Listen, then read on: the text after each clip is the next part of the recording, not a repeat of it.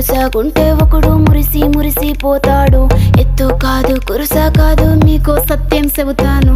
అందిన ద్రాక్ష తీపి మీకు మీ మగ బుద్ధి వంకర బుద్ధి. అంటావా మావా అంటావా మావా